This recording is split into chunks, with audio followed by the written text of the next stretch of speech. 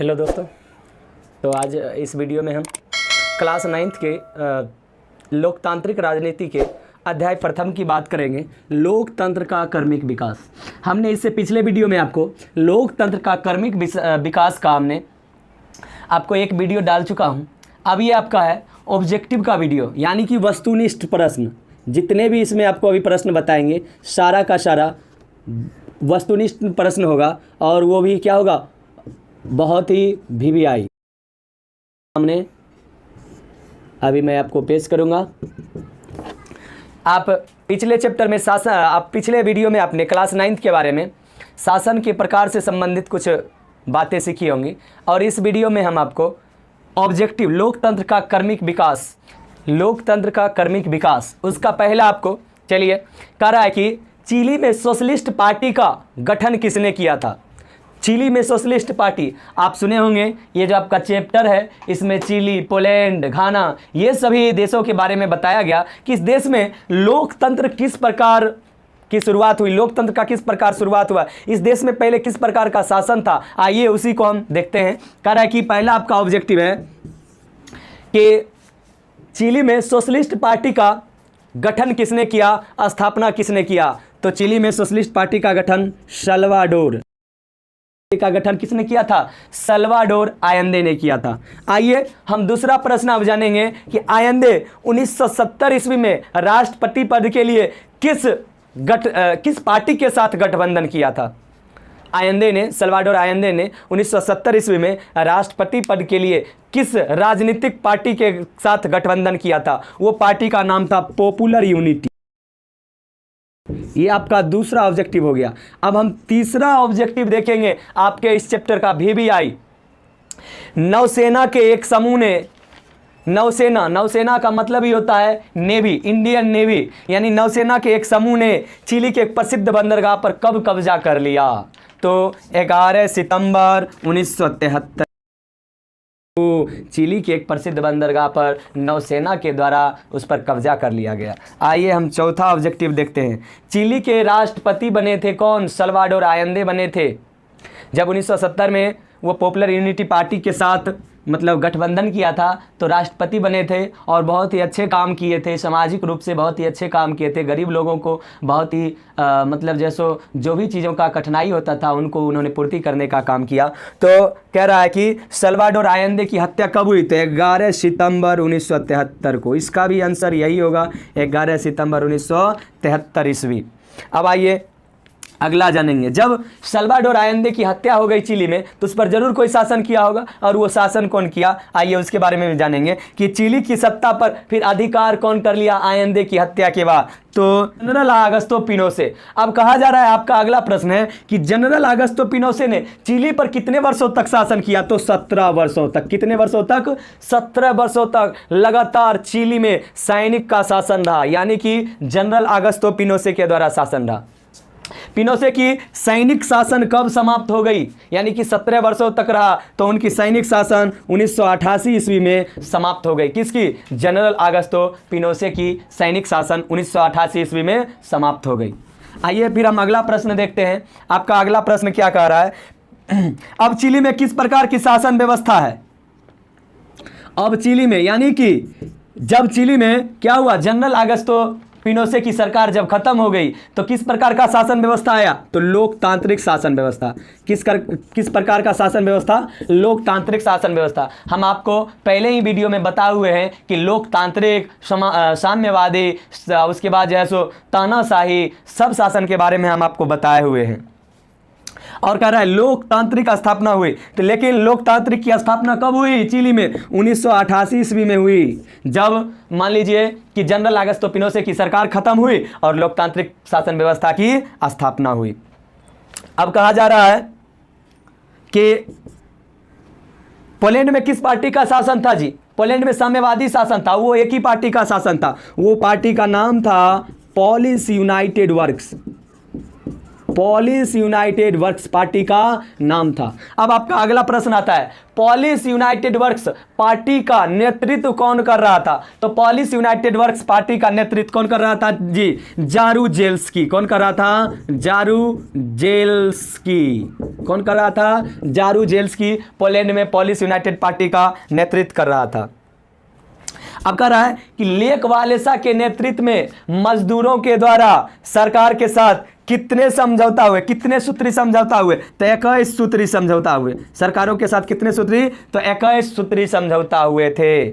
अब कह रहा है 21 सूत्री समझौता किस संधि के नाम से जाना जाता है? बहुत ही अच्छा प्रश्न है कि 21 सूत्री समझौता गडांस्क संधि के नाम से जाना जाता है। किस संधि के नाम से? गडांस्क संधि के नाम से जाता है, क्योंकि गडांस्क शहर में ही एक घटना हुई थी जिसमें महिलाओं को बाहर निकाल दिया गया था उस हवाई जहाज के गोदाम से। उसी में लेक वालेसा को भी पहले निकाला गया था, जो कि लेक वालेसा एक इलेक्ट्रीशियन के पद पर कार्यरत थे, उनको निकाल दिया गया, जिसके कारण क्या हो गया? वहां पर पोलैंड में आंदोलन शुरू हो गया और वो आंदोलन लेक वालेसा के ही नेतृत्व में हुआ। जो क्या हुआ? 21 सूत्री समझौता हुआ। उस 21 सूत्री समझौता किस संधि के नाम से जाना जाता है? तो गडांस्क संधि के नाम से जाना जाता है। अब कह रहा है कि पोलैंड में एक मजदूर संगठन की स्थापना हुई और उस मजदूर संगठन का नाम क्या था? पोलैंड में एक मजदूर संगठन की स्थापना हुई, तो कौन से संगठन का? सोलिडेरिटी। सोलिडेरिटी। इस मजदूर संगठन का नाम क्या था? सोलिडेरिटी। क्या था नाम? सोलिडेरिटी। कह रहा पोलैंड में राष्ट्रपति पद के लिए प्रथम बार चुनाव कब हुए? 1990 ईस्वी में। कब हुए? 1990 ईस्वी में।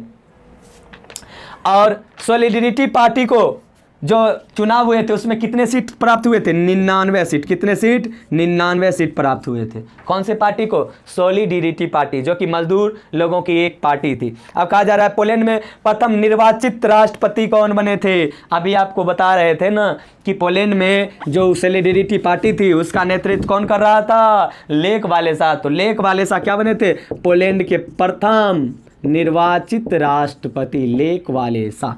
कौन बने थे? लेक वालेसा। लेक वालेसा पेशा से क्या थे जी? इलेक्ट्रीशियन। लेक वालेसा पेशा से क्या थे? इलेक्ट्रीशियन। और जान लीजिए अब जान लीजिए गणराज्यों में शासन का प्रधान, जो गणराज्य पहले होता था उसमें शासन का प्रधान होता था, उस प्रधान को क्या बोला जाता था? राजा बोला जाता था। क्या बोला जाता था? राजा बोला जाता था। शासन के प्रधान को क्या बोला जाता था? राजा बोला जाता था। और क्या राजा? लिच्छवी गणराज्य में केंद्रीय समिति में कितने राजा प्रतिनिधि थे? लिच्छवी गणराज्य में केंद्रीय समिति में कितने राजा थे? तो 1707 राजा थे। कितने? लिच्छवी गणराज्य में केंद्रीय समिति में कितने राजा प्रतिनिधि थे? तो 1707। आइए लगातार हम ऑब्जेक्टिव देखते रहेंगे। आपको अगर अच्छा लगे तो लाइक ज़रूर करें। अगर वीडियो को और आगे अंत तक देखना चाहते हैं और आगे वीडियो जो आप देखना चाहेंगे क्लास 9, 10, 12 के लिए अगर आप देखना चाहते हैं तो हमारे चैनल को सब्सक्राइब ज़रूर करें। अब आपका अगला सवाल क्या है? किस क्रांति से लोकतंत्र की स्थापना एवं विस्तार हुई? तो आपको शायद पता होगा 1789 ईस्वी में फ्रांस की क्रांति हुई थी। कौन क्रांति? फ्रांस की क्रांति हुई थी 1789 ईस्वी में। उसी से पूरे देशों में, विश्व में लोकतंत्र की स्थापना की नींव डलने लगी। कहता अमेरिका देश कब स्वतंत्र हुआ जी? तो 1776 ईस्वी में। कब स्वतंत्र हुआ? 1776 ईस्वी में। भारत देश में लोकतंत्र की स्थापना कब हुई? 15 अगस्त 1947 को भारत देश आज़ाद हो गया। उसी समय से लोकतंत्र की स्थापना हुई। अब अगला आपका प्रश्न कहा जा रहा है, घाना देश कब आज़ाद हुआ? तो 1957 ईस्वी में। कब आज़ाद हुआ? 1957 ईस्वी में घाना देश आज़ाद हुआ। घाना देश के प्रथम प्रधानमंत्री एवं राष्ट्रपति कौन बने थे? लामे एन क्रूमा। कौन बने थे? लामे एन क्रूमा। यही क्या बने थे? प्रथम प्रधानमंत्री और राष्ट्रपति भी बने थे। घाना में सैनिक तख्तापलट क्या कब हुआ? यानी कि घाना देश में 1957 में लोकतंत्र की स्थापना हुई, लेकिन 1966 में आते आते सैनिक शासन वहाँ पर तख्तापलट हो गया। यानी सैनिक तख्तापलट हो गया, सेना के द्वारा वहाँ पर शासन कर लिया गया। कब? 1966 में। अब कह रहा है नेपाल के प्रथम गणतंत्र राष्ट्रपति कौन बने थे? रामवर्धन यादव। कौन बने थे? रामवर्धन यादव। नेपाल में भी कई बार राजशाही शासन लागू हुआ, राजा का फिर लोकतंत्र, राजा का लोकतंत्र, कई बार ऐसे देखने को मिला और अंत में रामवर्धन यादव प्रथम गणतंत्र राष्ट्रपति बने थे। अब कह रहा संयुक्त राष्ट्र की स्थापना कब हुई? तो संयुक्त राष्ट्र की स्थापना 1945 ईस्वी में हुआ। कब हुआ? 1945 ईस्वी में संयुक्त राष्ट्र की स्थापना हुआ था। संयुक्त राष्ट्र संघ में कितने देश शामिल हैं? कितने देश इसके सदस्य हैं? तो वर्तमान में इसके 193 देश सदस्य हैं। कितने हैं? 193। आपके बुक में लिखा होगा वर्तमान में 192, उसको काट के सही कर लीजिएगा, 193 कर देना है। चलिए फिर अब आपका अगला सवाल क्या है? संयुक्त राष्ट्र संघ के मुख्य कितने अंग हैं जी? तो मुख्य 6 गो अंग हैं। कितने अंग हैं? 6 गो। कौन कौन वो जरा देख लीजिएगा आप, तो बहुत अच्छा लगेगा हमको भी और आपको भी समझ में आएगा। तो हो जाएगा आपका पहला अंग हो जाएगा महासभा। ये हुए संयुक्त राष्ट्र संघ के ये हुए 6 मुख्य अंग हुए। पहला महासभा, दूसरा सुरक्षा परिषद, तीसरा आर्थिक एवं सामाजिक परिषद, चौथा न्यास परिषद, पांचवा अंतर्राष्ट्रीय न्यायालय, छठा सचिवालय। इसको उतार लीजिएगा आप लोग। फिर आप अगला ऑब्जेक्टिव देखिए क्या कह रहा है। सुरक्षा परिषद में कितने सदस्य होते हैं? तो 15। कितने? 15। अब इसमें दो बात होता है, 15 को तो सदस्य होते हैं, लेकिन कहता है सुरक्षा परिषद में अस्थायी क्या सदस्य होते हैं? तो 5। अस्थायी सदस्य कितने? 5। उसका नाम जानने के लिए हमें बस एक बात याद रखना होगा, ABCFR। ABCFR। ए का मतलब हो गया अमेरिका, बी का मतलब हो गया आपको ब्रिटेन, सी का माने चीन, एफ का माने फ्रांस, आर का माने रूस यानी रसिया। अमेरिका, ब्रिटेन, चाइना, फ्रांस, रसिया, यानी कि ये 5 देश क्या हैं? संयुक्त राष्ट्र संघ के अस्थायी सदस्य हैं। ये कभी समाप्त नहीं हो सकते हैं, इसको हटाया नहीं जा सकता है। अब कहिएगा 10 वो कौन है सर? तो 10 जो सदस्य होते हैं वो होते हैं अस्थायी। अब कहिएगा अस्थायी होते हैं उसको चुनता कौन है? तो ये जो महासभा में 193 सदस्य होते हैं वही अस्थायी सदस्य को चुनने का काम करते हैं। हाँ, अस्थायी सदस्यों का कार्यकाल 2 वर्षों के लिए होता है। कितने वर्षों के लिए? 2 वर्षों के लिए आप बता सकते हैं अस्थायी सदस्यों का कार्यकाल होता है। आर्थिक एवं सामाजिक परिषद में कितने सदस्य होते हैं? तो 54। आर्थिक एवं सामाजिक परिषद क्या होता है? यानी कि कोई भी देश अगर मान लीजिए आर्थिक रूप से अगर स्थिति खराब हो गई है तो उसको सहायता प्रदान करेगा ये सभी 54 सदस्य मिल करके। आइए अगला प्रश्न क्या? अंतर्राष्ट्रीय न्यायालय में न्यायाधीशों की संख्या कितनी होती है जी? 15 गो। कितनी होती है? 15 गो। फिर आपका अगला सवाल है संयुक्त राष्ट्र संघ का मुख्यालय कहाँ है? तो अमेरिका। कहाँ है? अमेरिका। तो ये रहा आपका जो भी ऑब्जेक्टिव, ये आपका प्रथम चैप्टर लोकतंत्र का कार्मिक विकास। अब इसी में एक और अच्छा पॉइंट आपको दिया हुआ है कि कह रहा है कि विश्व के अलग अलग देशों में जहां लोकतंत्र की स्थापना हुई वहां सार्वभौमिक रूप से मताधिकार कम मिला था। वहां सार्वभौमिक रूप से मताधिकार कम मिला था, यानी कि सभी लोगों को वोट देने का अधिकार कब मिला था? तो सबसे पहले विश्व में 1893 ईस्वी में न्यूजीलैंड को मिला था, सार्वभौमिक रूप से मताधिकार मिला था। उसके बाद 1917 में रूस को मिला था। उसके बाद आपको जर्मनी को मिला था 1918 ईस्वी में। उसके बाद नीदरलैंड को 1919 ईस्वी में, ब्रिटेन को 1928, श्रीलंका को 1931 और तुर्की को 1934 ईस्वी में सार्वभौमिक रूप से मताधिकार यानी सभी को वोट देने का अधिकार मिला। फिर फ्रांस आ जाइए आप, फ्रांस में 1944 ईस्वी को मिला था और जापान को 1945 ईस्वी और उसके बाद भारत में 1950 ईस्वी को सार्वभौमिक रूप से मताधिकार मिला था। उसके बाद आप अर्जेंटीना 1951 ईस्वी में और उसके बाद कह रहा है यूनान 1952 ईस्वी में सार्वभौमिक रूप से मताधिकार मिला। उसके बाद कह रहा है मलेशिया 1955 ईस्वी में।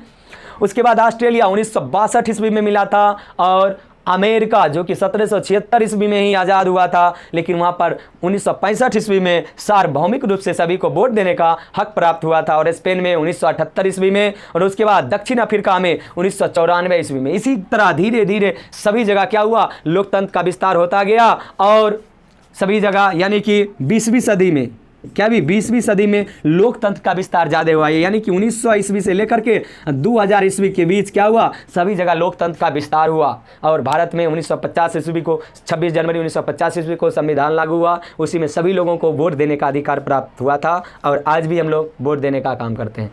अगर दोस्तों अगर आपको ये वीडियो अच्छा लगे तो लाइक ज़रूर करें। अगर आपको ये वीडियो आगे तक भी देखना हो अगले क्लास के लिए, अगर आपको किसी भी प्रकार का दिक्कत हो या आगे का कोई भी वीडियो आप देखना चाहते हैं, कोई भी किसी भी प्रकार का अगर आप ऑब्जेक्टिव जानना चाहते हैं अगला चैप्टर का, तो आप कमेंट बॉक्स में कमेंट जरूर करें और अगर आपको अच्छा लगे तो हमारे चैनल को सब्सक्राइब जरूर करें। Thank you.